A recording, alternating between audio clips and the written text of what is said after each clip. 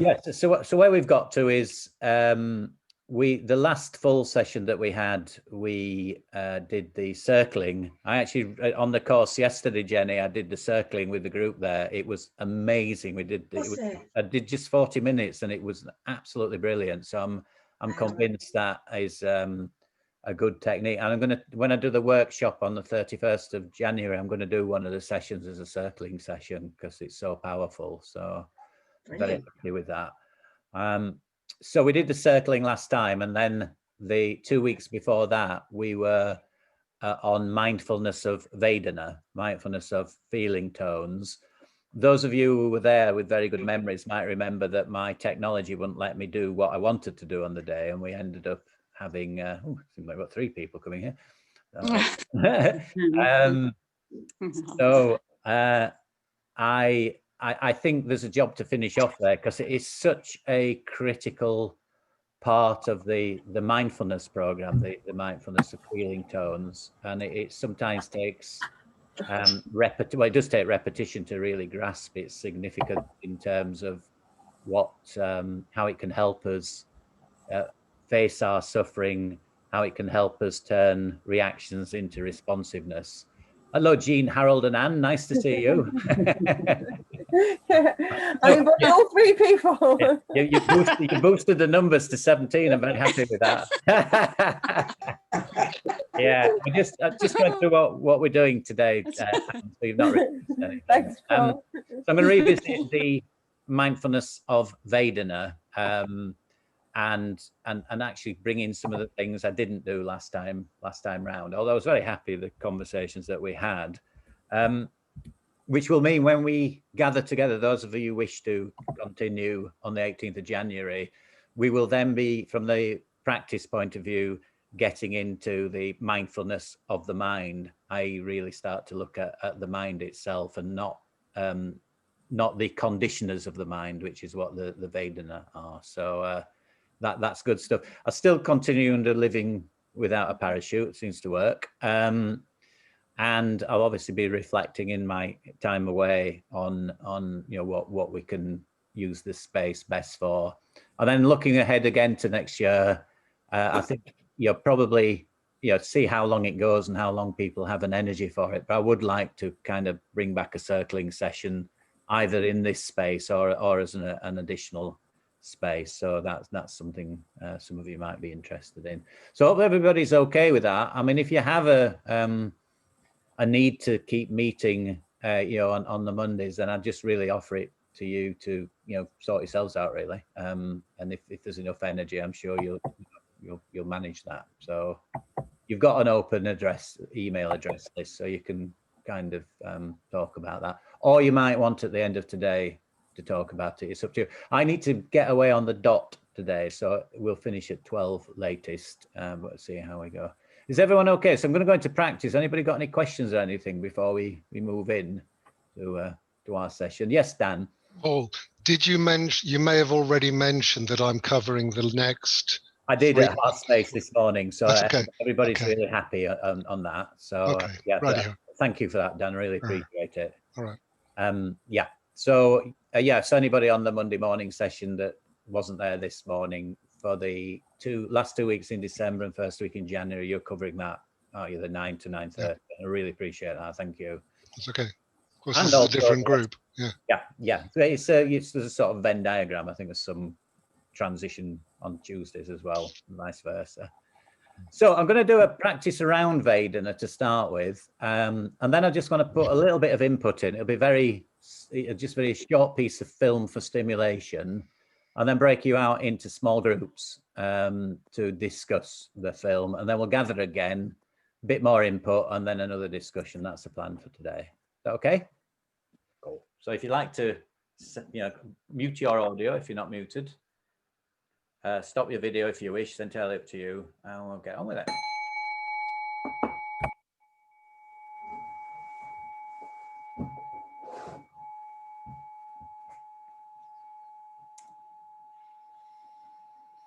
Okay, so just spend a few moments just settling into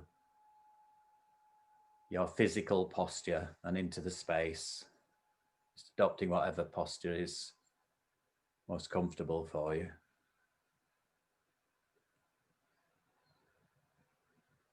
Maybe checking your intention for being here today. What's motivated you to come along? And maybe also reflect on the benefits of the work that we're doing together, both for yourself, for others, and indeed from this beautiful planet that we all share.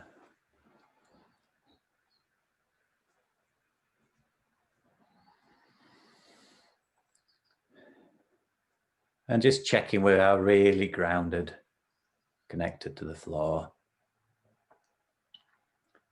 And to allow us to settle, just taking 3 deep breaths and exhaling slowly through the lips.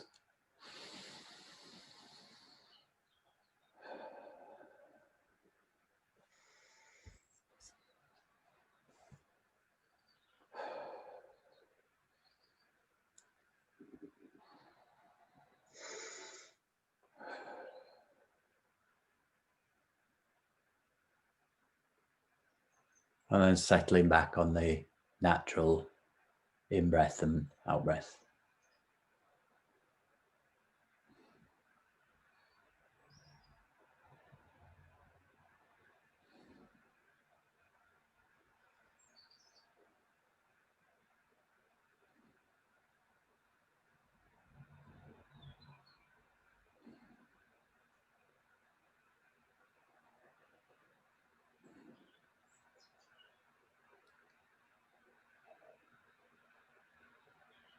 As usual, if we find our mind has wandered, just smile, relax, gently guide your attention back to the in-breath and the out-breath, the sensation of breathing.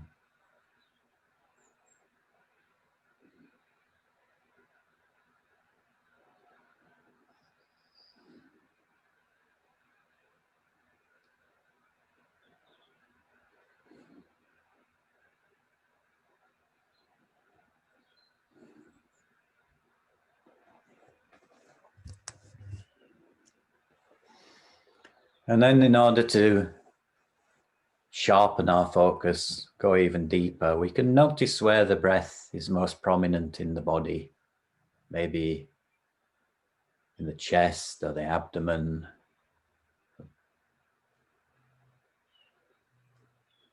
diaphragm, and the whole body, wherever we notice it most, and bring our focus to that point. And focusing on the sensation and flow of the breath at that focal point.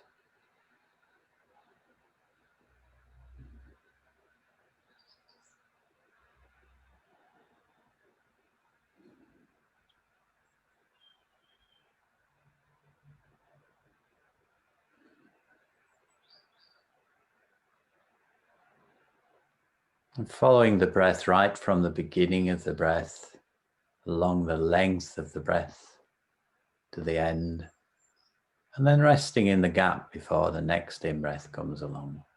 And continuing this way for the next few moments.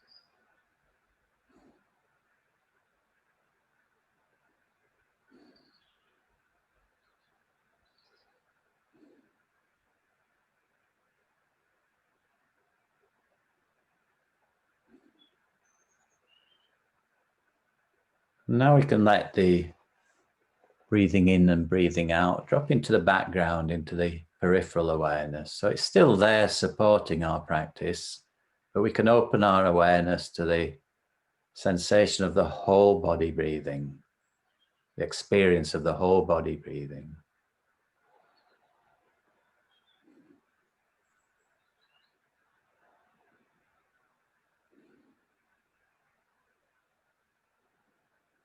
So rising and falling with each in-breath and out-breath.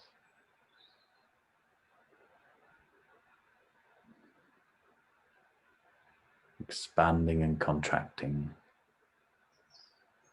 with each in-breath and out-breath.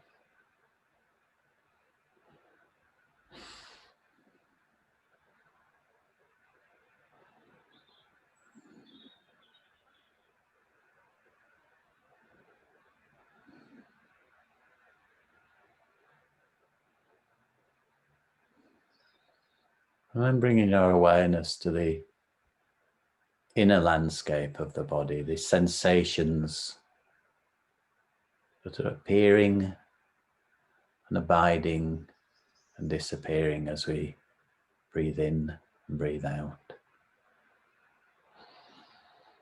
Not going searching for them, but just receiving as they appear to our awareness.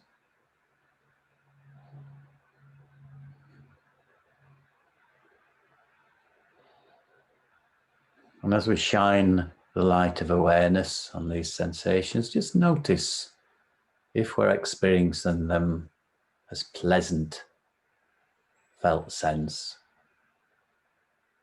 or unpleasant, or neither pleasant nor unpleasant, neutral.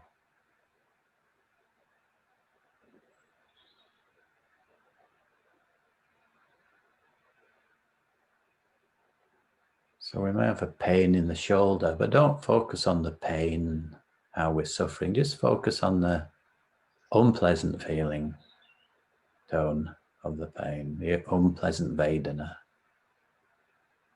or a itch or a tickle somewhere. How are you experiencing that?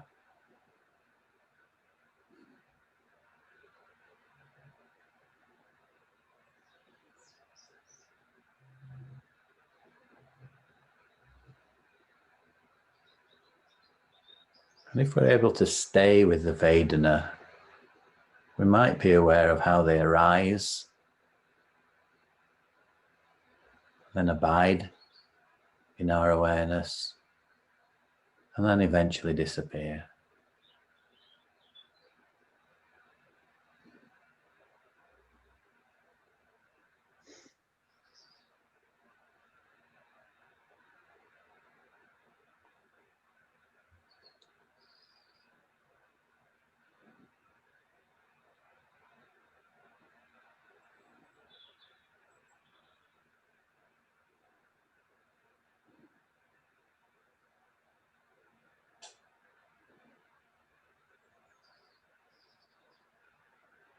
And any time in this practice, we can always go back, grounding ourselves, anchoring ourselves in the body with the breath. And then open the awareness again to experience of Vedana, of the sensations arising, abiding, and fading in the body.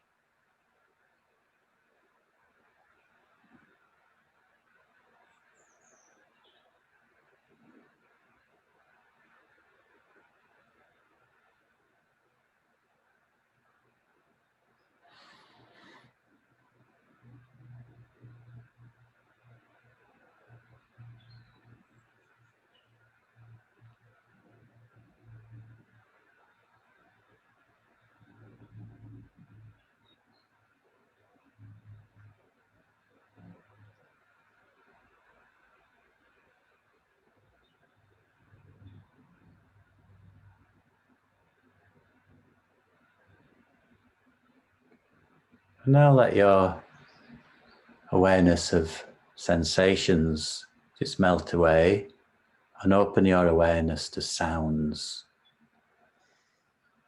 So sounds in your room, sounds outside the room, or even sounds in your body. And letting them just appear in the space of awareness, receiving them in the way you receive the sensations.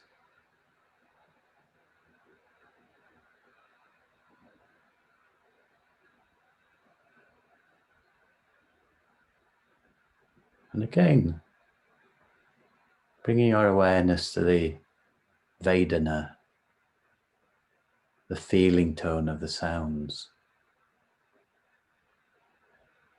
So maybe you have a pleasant feeling tone when you hear a bird, or unpleasant. But don't try and identify the bird or start to get involved in stories of birds or emotions, just staying with the feeling tones of each sound that arises in your awareness, in the space of your awareness.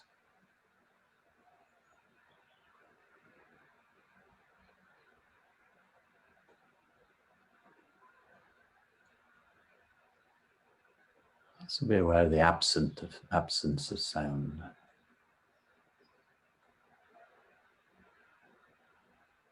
The quality of silence.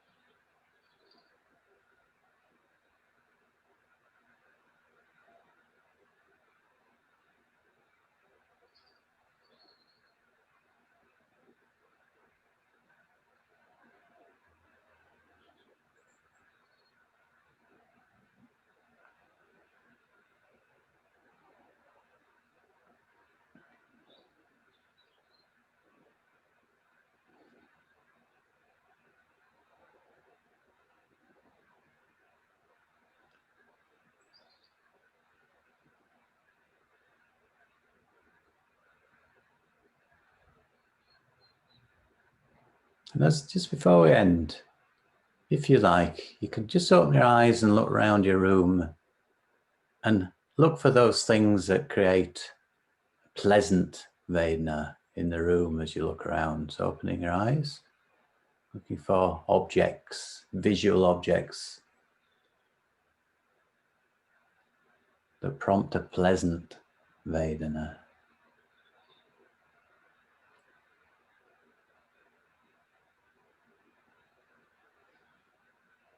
And closing your eyes again, just breathing in, breathing out. I'm going to try again, but this time, as you scan your room, picking up the unpleasant Vedana, things that your eye consciousness rests on.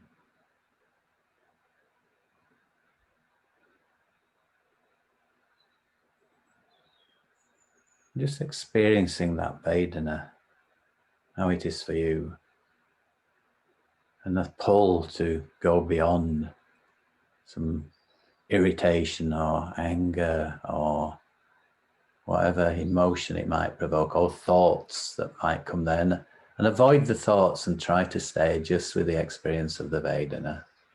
So you might want to close your eyes and just tune into that.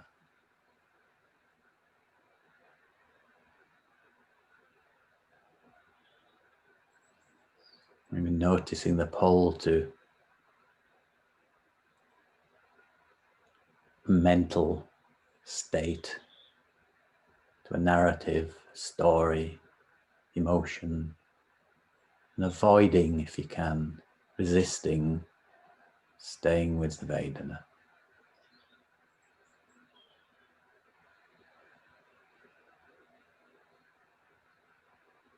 And then just relaxing your concentration. Just taking 3 deep breaths, grounding yourself in the present moment. And then when you're ready, open your eyes. Finish short meditation.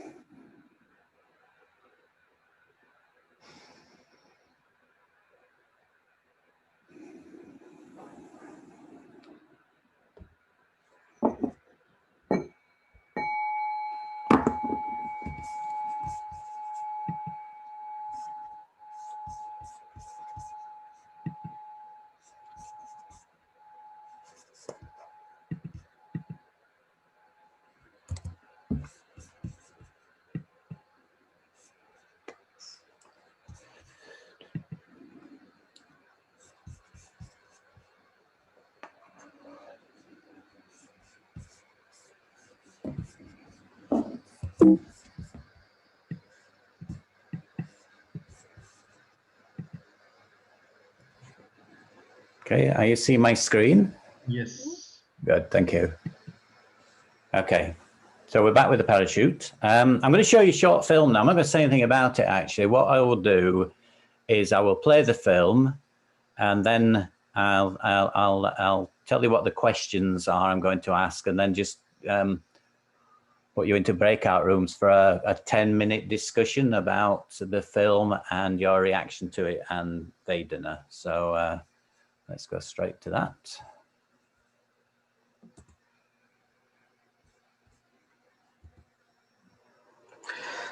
Still, it must be a bit disorientating. You're bound to be feeling...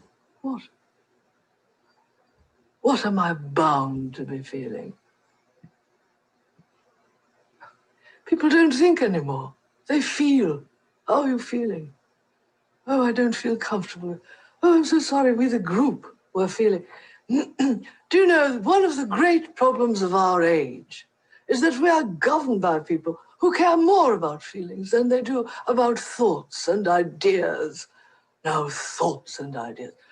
That interests me. Ask me what I'm thinking. What are you thinking, Margaret? Watch your thoughts, for they become words. Watch your words, for they become actions. Watch your actions, for they become habits. Watch your habits, for they become your character. And watch your character, for it becomes your destiny. What we think, we become. My father always said that. And I think I am fine.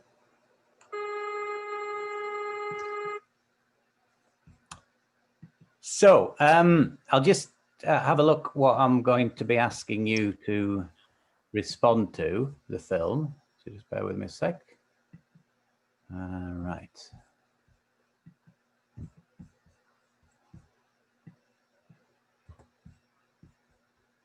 So it's basically, I'll put these in the chat box when you go in, but what do you think about the film clip? It's the first question. And the second one is, how does it make you feel? So you can have a discussion in your groups about that. And I'll just check on how many people we have here. So to work the groups out. So we've got 13. So I think I'll do 4 groups, which will mean there'll be 2 groups of 4 and 2 groups of 3, I think. Does that work? Okay. So, No, it doesn't work. okay, so I'm dividing 13 into 3, which is, 13 into 4, which is 3 threes and a 4, yeah? Yes. Yeah. So I will see you on the other side. So we're back in 10 minutes. So just make sure everyone gets a chance to speak, and I'll give you a 2-minute warning.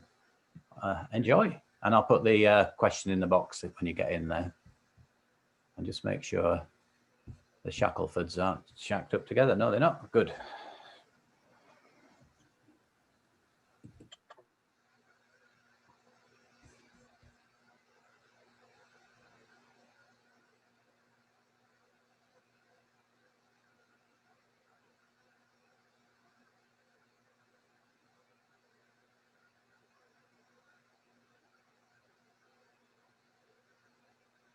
Are you struggling, Jen? No.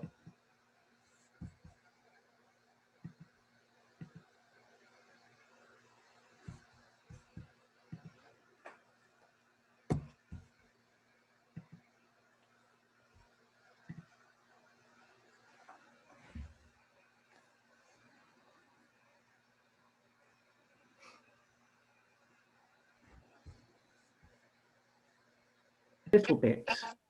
It does a little bit. It's more comprehensible.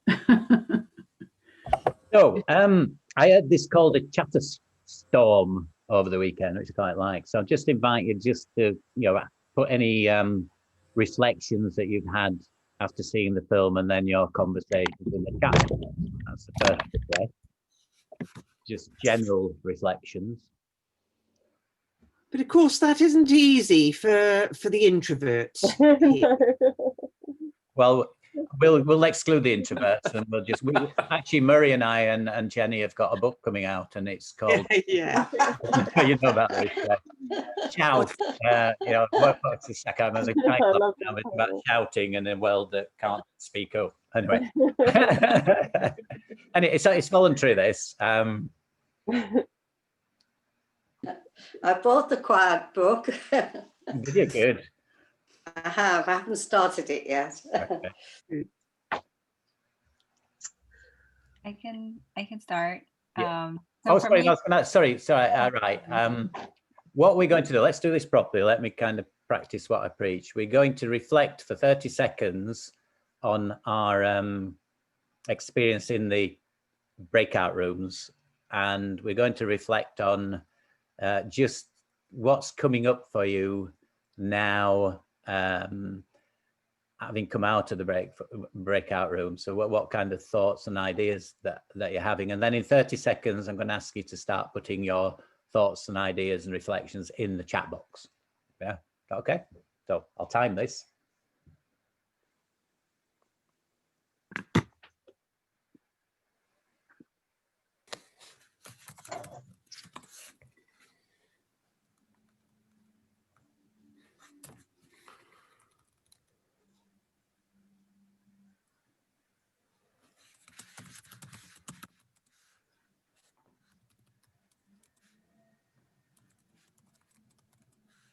Okay, so if you'd like to start just filling in the chat box, if you have any thoughts, feelings, or reflections.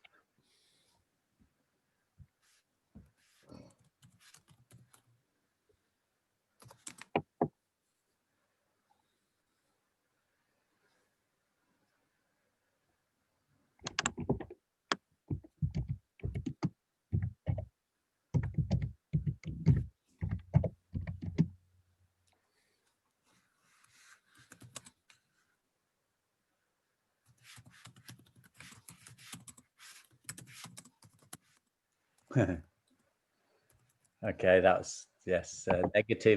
Negative feelings or negative Vedana about Thatcher, not a woman in touch with her emotions. Oh, I love that. Oh, just hang on. These are coming in fast now. I'm repeating them for the recording, actually. Strong and negative feelings. Lynn's put that different from emotions.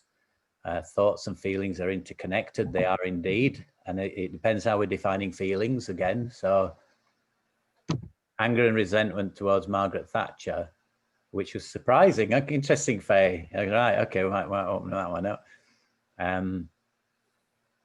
Evoked strong negative. I didn't like Thatcher in our beautiful space. Yeah, so, yeah. So, okay, carry on. Yeah, first shock, clarity of what Thatcher was saying, then shock at the disconnection of the worldview. How important feeling connection is in uniting with our natural world. His brain switched off when saw Thatcher, yeah. So that's interesting because there'll be a feeling there, negative feeling tone, I would imagine. Then you go into a react, respond, or freeze mode. Yeah, so it's triggering emotions. Yeah, that's true about the dementia. And that was a new dimension. Negative, yeah. I'm gonna have to help Faye out, aren't we? Yeah, soon. Good despair at disconnection between head and body. Moretta, beautiful. Yeah. Oh, it really worked, that film, didn't it? That really provoked some strong. So I think you know what I'm getting at here. So the unpleasant Vedana, just seeing someone who triggered an unpleasant Vedana in general, not for everybody, then leads to these strong emotions and these kind of, very strong thoughts. So the point is that Vedana happened to us every single nanosecond of our existence.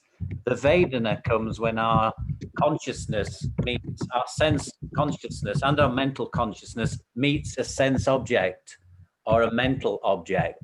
It triggers pleasant, unpleasant, or a neutral feeling tone.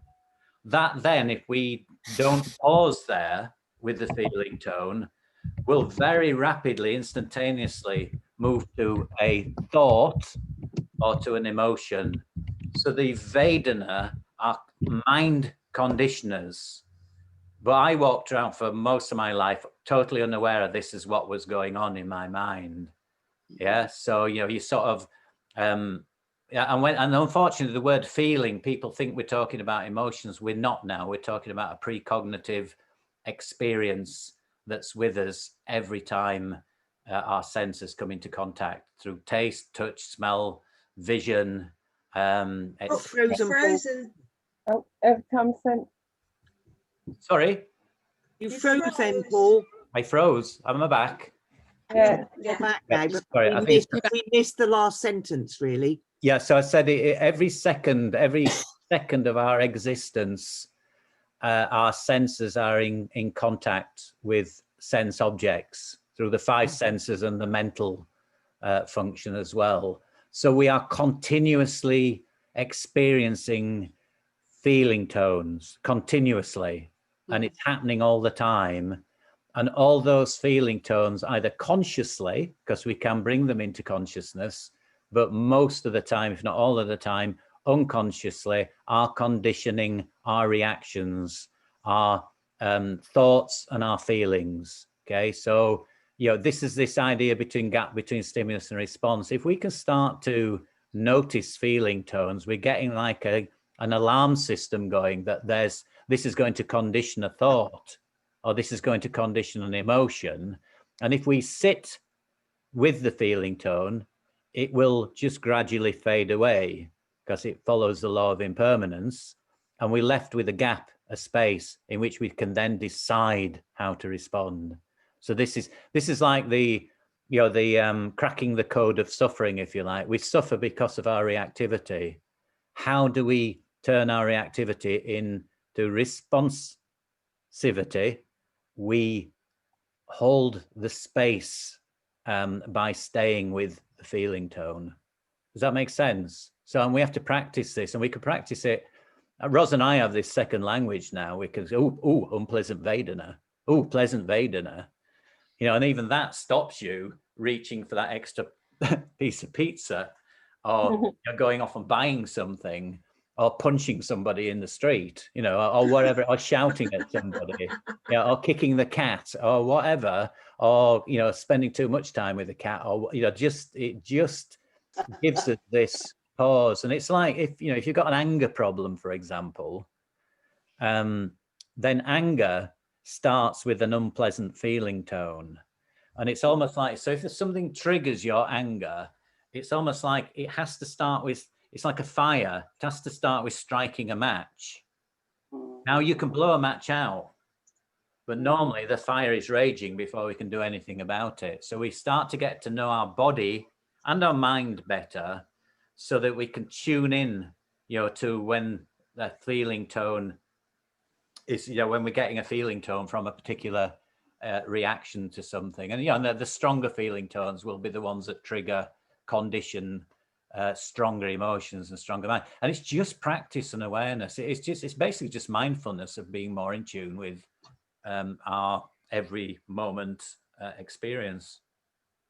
Okay, so you can do it in meditation. It's not easy in meditation, which you probably found at the beginning, but it gets better with practice. But for me, it's a proper mindfulness practice because it just allows us to engage, connect with the world in a wiser, smarter, more skillful way. We have more choices about how we respond to things.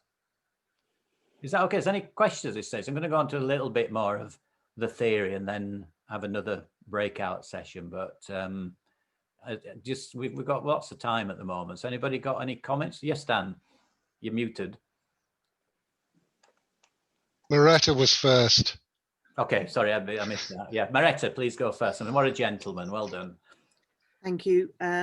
So I would say the first real recognition I have of is not a feeling tone as such. It's the fact that to whatever unpleasant feeling tone there is, I get a sick, literally a physically sick sensation in my gut. Yeah. Then it can move into rage or despair or whatever. But that's the first. So I'm interested in, how do I stop it even getting to that point? I don't know. Well, I don't think you do. I think that's a natural reaction. So you stay with it.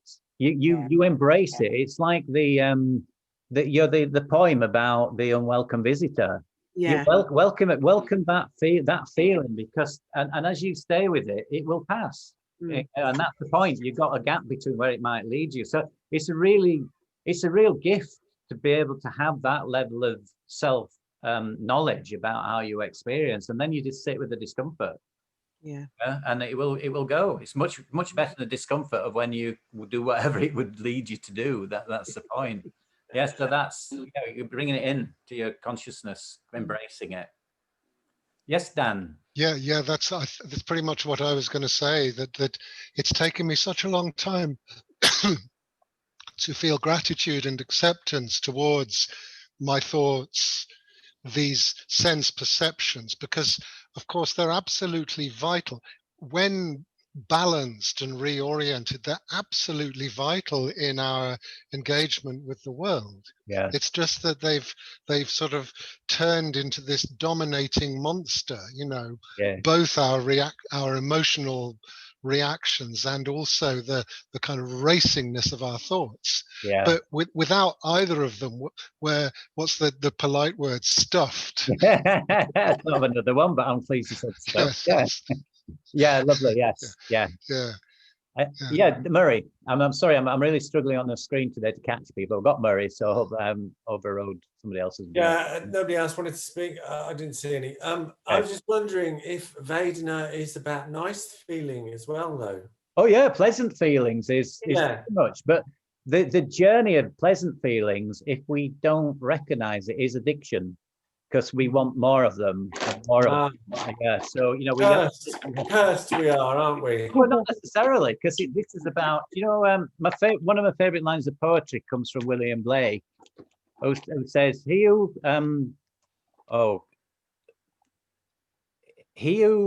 binds himself to a joy, i.e. a pleasant feeling, doth the winged life destroy, i.e. because you become attached.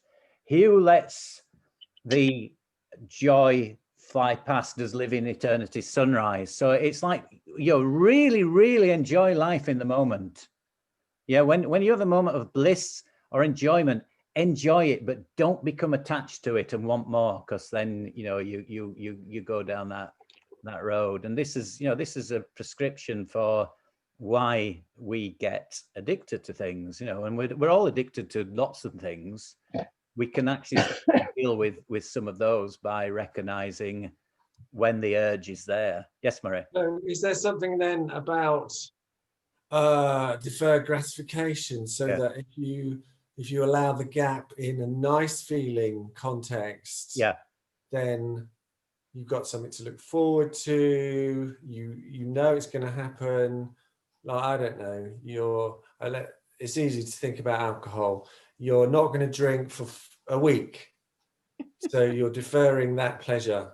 Yeah, and you're building a resilience then. It's a resilience issue, and part of resilience is being able to work with the urge, and the urge starts with a pleasant feeling. Yeah, so you get to recognize your triggers, and eventually, deferred gratification. Not going to mention marshmallows, by the way, Jenny. Deferred gratification, still might lead to some habits that are unhelpful, but you're on the road. Do you know the autobiography in 5 chapters? It's part of the AA cycle about walking along the road and falling down a hole, and then walking down the road and falling down a hole, and then walking down the road and seeing the hole, and then walking down the road and going round the hole, and then walking down a different road.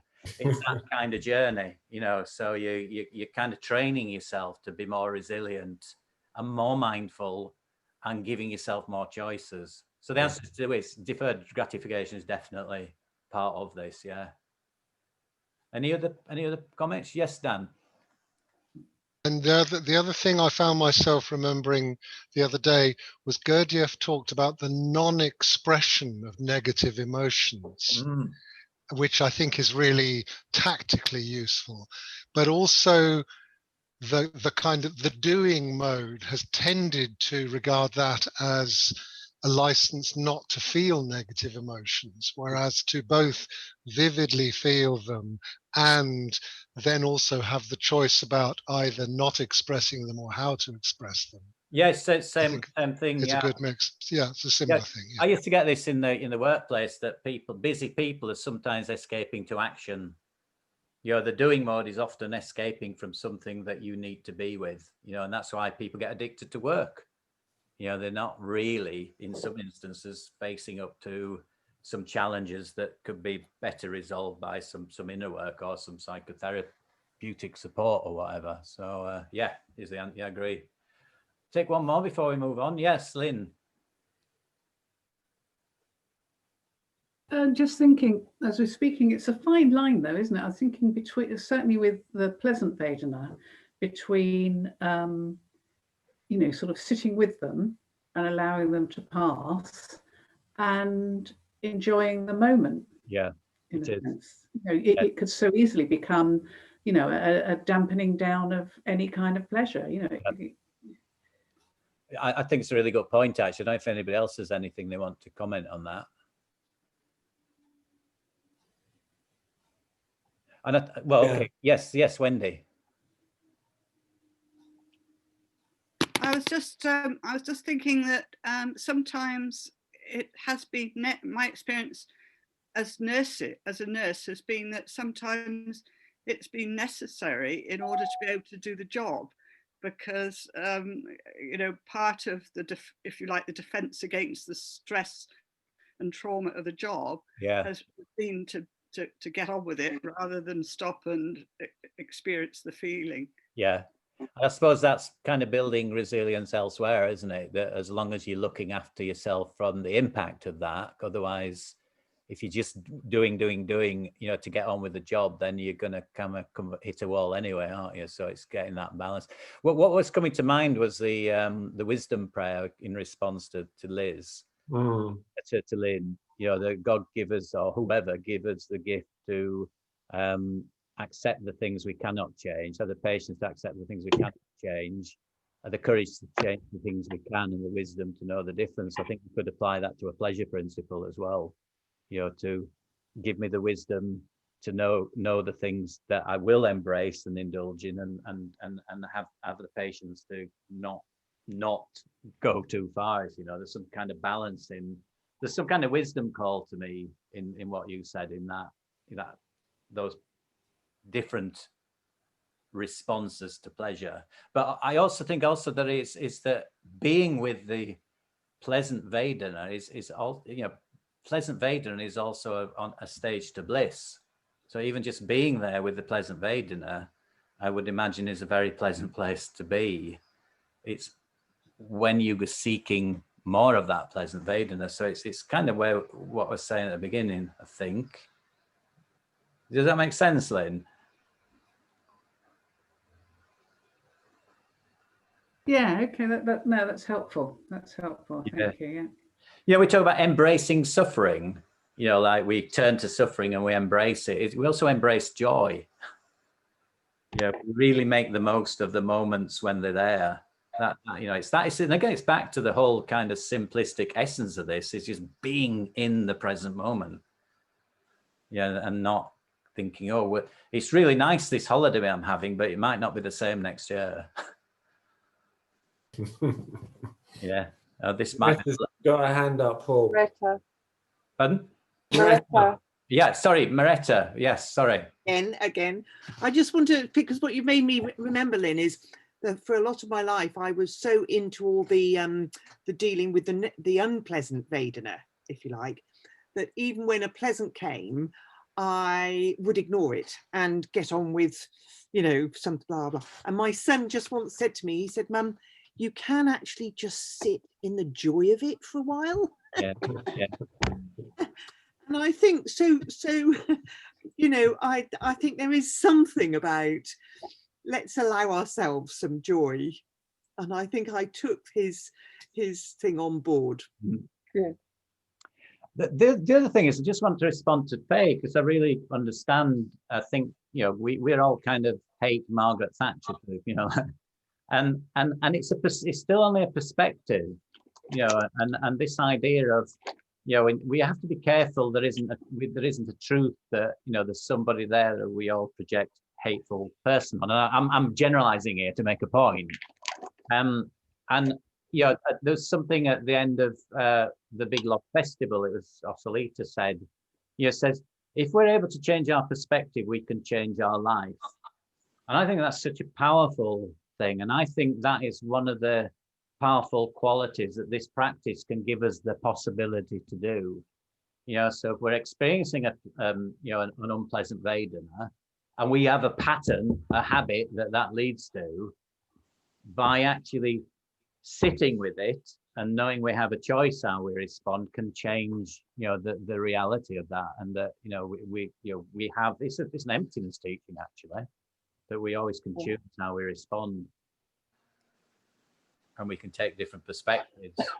And the art of it, I think, is to, you know, choose the perspective that offers most possibility and is most, you know, beneficial to ourselves and to others. Yeah, Dan. One of the things that I was talking about in our small group was disempowerment and empowerment. And I think this thing that you were talking about, Lynn, of how when we can't feel a sense of useful engagement in something, we sort of progressively close down. And for a lot of us, that starts in childhood and then remains as a very, very deeply imprinted habit. And certainly, you know, one of the that it's like in the last, perhaps this year, in fact, I've really been reflecting on what's been happening for me this year, but I've suddenly begun to feel a almost permission to engage more in a more empowered way with things. And it's quite shocking to realize I've spent most of my life pretending to empowerment. Yeah. I'd like to kind of move on just to polish off the slide deck, actually, about 10 minutes worth of stuff that I think will hopefully ground us, you know, in an understanding of Vedana the best we can. And then, you know, the last 15 minutes or so, just open up and see where we are with that. Is that okay with everyone? So I'm going to gallop through the slides. I don't want to kind of make this a PowerPoint fest. So if you bear with us, there's another short video as well, which is not one for a response to, but okay. But I do so. No, please don't. So this is this you know, it's being attributed to Gandhi and to Socrates and all sorts of people, but this idea that she shares in the film, and I think it's just so interesting that, you know, the deliverer of the message can actually, you know, be have an impact on the message itself, and I'm going to come on to that. So, you know, mind your thoughts as they become words, mind your words as they become actions, mind your actions as they become habits, mind your habits that shape your life. So I'm questioning that now, because what we've been talking about is what actually conditions the thoughts are the Vedana. Yes, so there needs to be an extra line in here to me. Yeah, but what it does lead, and it's about the journey to addiction that we talked about, or you know, the journey to some very unskillful event of hate, actually, if we allow the unpleasant to continue. But it's about this conditioning that we have, that Dan's talked about conditioning, you know, that we just act in a certain way due to all sorts of influences that we're barely conscious of. And one thing that I used to do in my work is talk about non-verbal communication and break down communication into these three areas. So the area of ethos is the kind of perceived character of someone, and that's most of our impact in communication. Then you have the pathos, which is the tone of voice, but the actual words, the spoken words, the truth, if you like, that's spoken, or someone's truth, is very little of our communication makeup. And the two examples I give of this are Hitler, okay, who, because of tone of voice, was able to convince a whole nation to follow him. So although his ethos was a very corrupt ethos, but he overcame it in the tone of voice that he used. And then Martin Luther King is the opposite of this. So, if you ever listen to the Sermon on the Mount, or what they called it, it's almost like he sings those words, and you don't need to hear them to want to kind of believe them. So this is the impact we all have, that we will be perceived, our ethos, our character will be perceived, we'll communicate in a certain way. And what we say is minor in terms of, its power to impact. It could be major in terms of what the message is. Paul, sorry, can you just go back a step and just rewind ethos, logos, and pathos again? Yeah. So please? Ethos is the integrity and character of the deliverer of the message, how we perceive that person. Okay. So it makes a huge impact on people. However, that it can be conditioned by the tone of voice.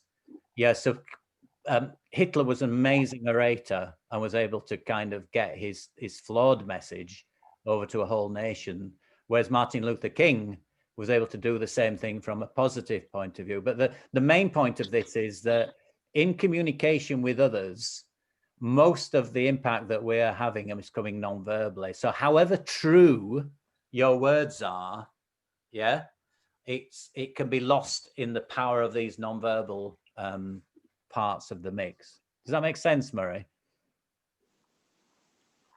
I already knew, I completely get that. As a social worker, we're told that all the time. It's how you sit and how you present. Yeah. No, sorry, I was just wanting an explanation of logos and pathos. It's just a model I use, which the Greek words attribute to those three specific, elements of communication. So, okay. Yeah, for someone's ethos, the way they deliver, the pathos, and the logos, the words. Yeah, so probably complicated, but I'm kind of, I get your question. This I find really, really powerful. And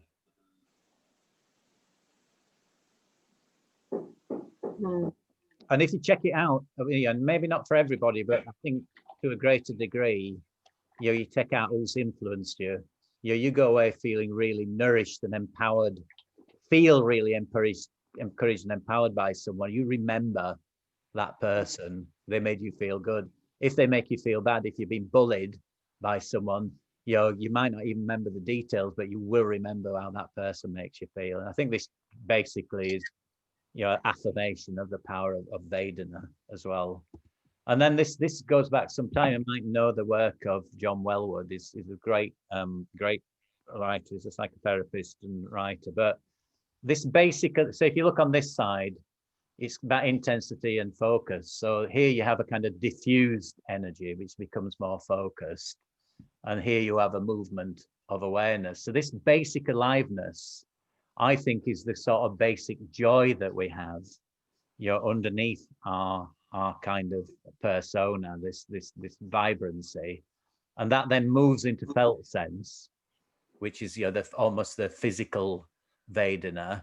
And then it moves up into mental sense, which is the more of the kind of mind stuff. And then we start, the feeling. So it's that journey upwards to emotion. I mean, the basic thing here is saying it's happening at a much deeper consciousness level, and then moving upwards into awareness. So by the time we get to an emotion, then it's out there. It's been formed by all these things underneath.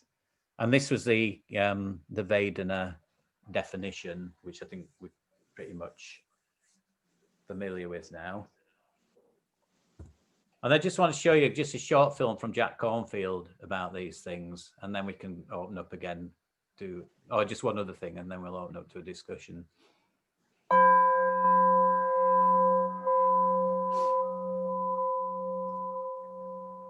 The second foundation is feelings. And there's both primary and secondary feelings. The primary feelings, which make up our human life, is that everything we experience has a pleasant, neutral, or unpleasant quality to it. You'll notice that when you look. And since you were an amoeba and you started to move toward the food positively and withdraw from the whatever was toxic or dangerous, it's been built into your many incarnations, whether you believe it or not, your cells remember this, to like what's pleasant and dislike what's unpleasant. And that's very natural. But it doesn't serve us as higher mammals in the way that we are, because if that kind of automatic reaction happens all the time, then you are buffeted back and forth. As soon as it's pleasant, you like it and you grasp and you want more. As soon as it's unpleasant, you resist it, you fear it, you try and push it away. And your life is always one of reaction to experience in a kind of primitive way. With mindfulness or loving awareness, you begin to notice, so this is pleasant, or this is unpleasant, and it doesn't scare you, or this is neutral, and I tend to space out. You actually develop the capacity to be present for your life without so much reactivity. And then based on the primary feelings, there arise the secondary set of feelings, which include all kinds of emotions. And they direct your life pretty much. You could say your life is directed by your thoughts, but William O. Douglas, Supreme Court Justice, said at the Supreme Court level where I work, 90% of our decisions are based on how we feel about things. And the other 10% is used to justify how we feel about it in legal terms. And if it's true in the Supreme Court, you know it's true in your life, right? What you like, how you feel about things, and so forth. And so with mindfulness, what you can do is to begin to bring a loving awareness, a kind attention to all the different feelings that come. Yeah, I'm pleased. I put that film in 4 weeks ago and I didn't have a chance to have a look at it again, but I'm pleased I did, because I think it kind of talks to what Maretta was talking about. And, so I'm not going to do any more. So I think we've got, 15 minutes if we need it, maybe just to, like reflect on Vedana, reflect on, what we've talked about today, see if there's anything else we want to discuss. And I'll maybe reflect on the course as well, because I've said, my intention is to bring, continue on this journey from the 18th of January. So, any kind of reaction to that. It's a good chance to pull out now if people don't want to go any further, and that's, you don't have to do it publicly now, but I'm just saying there's a natural break now. As long as there's a demand for, people wanting this space, I'm really happy to share it with you on Mondays. So I'll be sending a link out at some point, a new link, and I'll sit in anticipation, I think, on the 18th to see who comes along, and you can vote with your feet or whatever. So any sort of final things? Yes, Murray. Yeah, Jenny can speak. Sorry, I've already spoken. Okay. Yes, Jenny. It was only that circle with the 7% of spoken word. Yeah. And everything else, if someone, this really feels a bit picky, but anyway, if someone is explaining to me the operating system of my computer, it's going to be more than 7% of spoken word, isn't it? It's not all about, who is it? And it definitely is. It's not universal, that, is it? No, it's probably, I think it's more about, practical everyday conversation. I think it's more about less mundane things like computers, but I think it's when people might start to get into ideas and opinions and beliefs and all that kind of thing. So I definitely take your point there. But when we're having a kind of meaningful conversation with someone, all this other stuff's going on like it is now. So if we're to believe that 90% of you guys are reacting from a feeling point of view, from a feeling tone point of view, from what I'm saying now, and vice versa, I'm responding from that. And I think Jack Cornfield said it at the end as well, 90% in court, blood. Here's a case for the prosecution, and the jury will be reacting from a feeling, from all those non-verbal stuff. Go on, Marie, you're second, I've got Maretta third. Thank you. Well, it's made me think that it's pertinent to the sort of work I'm trying to do at work. I'm a social worker, if you don't already know. And one of the things we talk about is unconscious bias, and this is where it comes from, isn't it? It's felt, basically. It's either a felt negative feeling towards somebody or a positive feeling towards somebody, and we're struggling as a profession, I think, to identify how to deal with unconscious bias and acknowledge it exists firstly, but then do something about it. So it's really helpful. It's helping me think. You know, I'd say, wouldn't you, Murray? I'd come in with a good old panacea of mindfulness, and the more you can get of mindfulness practice, you know, people to, you know, at least consider it, that, you know, mindfulness practice does lower the waterline, you know, firstly for ourselves, and then what I've been doing actually over the weekend with the Joanna Macy stuff, also in relationship, like that's what the circling does. You know, you kind of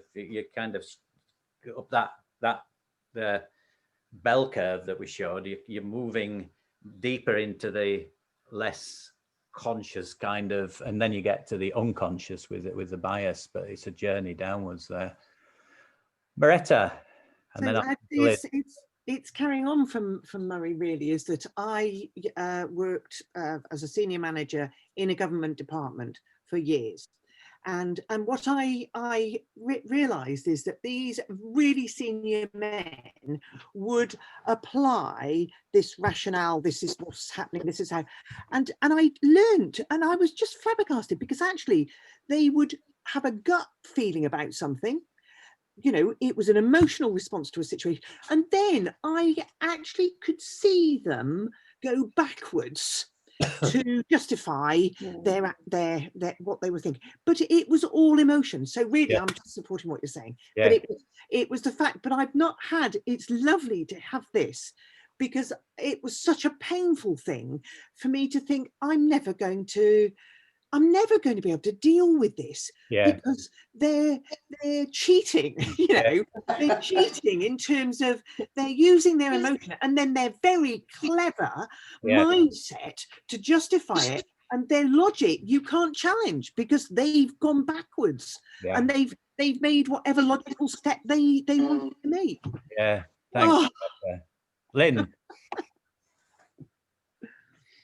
A couple of things that struck me that will probably come across fairly incoherent, but let's go for it anyway. But firstly, well done, Jenny, for checking up on things, because I do worry a bit. It did occur to me after Jenny had spoken of, you know, we have these figures, these nice graphs, pie charts, 90%, 10%. How the hell does anyone know? Really? You know, I'm not underlying. No. Yeah. I'm not denying the underlying truth of what we're saying, that emotions and feelings have a, but you know, we there's a danger that we ourselves fall into the traps of making science and making it, you know, sort of by putting these graphs, you know, basically, you know, our emotions, our feelings guide what we say and what we do. You know, it doesn't matter about percentages, basically, to a greater or lesser degree, and some people are more or less aware, you know, than others again. So I suppose a little anti-science type, you know, anti-false science type stuff then. But also the other thing that the more positive thing that I wanted to come in with from Jack Cornfield was what I found really helpful. He said was that with mindfulness, we're not just sitting with those painful or lovely feelings. We're bringing I think he said, a loving attention to them. And that makes the whole process, in my mind, feel much more wholesome, and actually makes me want to do it much more as well. You know, not less likely to be kind of slide off into suppression or repression or I don't know, even greater irritation or something that can happen, I think. So yeah, that's my view. Voice, Lynn, I agree with you in part, but I'm not going to say anything, and I'll just ask Dan what he would like to say. Well, I was kind of delighted and also shocked that it wasn't just, I want to have a grump about the using the word neutral, because it's such a crap word. As you know, and I didn't want to go into at you, Paul, because then but then Jack Cornfield and even the definition say new, and it's not, it's isn't, I mean, I know very little about the scriptures, but isn't it neither negative nor positive, neither attractive nor aversion? And to me, that's when it gets interesting. It's like saying that if food doesn't taste of sugar or salt, it doesn't taste. Whereas to me, this is where it gets interesting, where we're not being battered by our likes and our dislikes. That's the whole area of spiritual application in some ways, you know. And so I think it's relevant to what we're talking about here, you know. But it was just to hear it said by three different sources in this call, you know, and it's like no. Well, excellent. It'd be good to go inwards and just explore your unpleasant reaction to that. I won't go into it because it's such a, both yours and Lynn's are coming from a similar place to me, you know, in terms of for some people it really works, for other people it doesn't work, and it's a model to either accept or dismiss. Some people really need the science, because if we'd have just come along and said, oh well, yeah, around most people, you know, kind of feel, you know, but some people, you know, that kind of thing. So, well, where's the science? So you can't win on this one, because you can show them for a conversation, which I think is where it's really working. From yours, Dan, the best I've seen is if you say it's a spectrum from very, very, very, very unpleasant to, you know, very, very, very pleasant, and somewhere in the middle, it's neither pleasant nor unpleasant, and it's moving all the time and changing all the time. So these things, the problem with these bland statements about percentages and solid statements about neutral, pleasant and unpleasant, is it kind of just fixes things, and things aren't like that. Things are moving all the time. So I think the important thing is think, irrespective of how it's kind of defined and irrespective of the semantics, is the essence of the idea useful or not useful? And that's a personal question. And, you know, can you work with the wisdom of it, if you like, or work with the technique in a way that's beneficial? That's the most important thing, I think. And I kind of accept it's difficult to theorize and solidify it in many ways, and nor should we. So I kind of agree with that. So it'll work differently for different people. I'm quite interested that there's one or two people not either had the space to speak or chosen not to, and that the second one is absolutely okay. But I just want to make the offer in the final few minutes for anyone whose voice we've not heard to actually contribute, and if not, that's fine.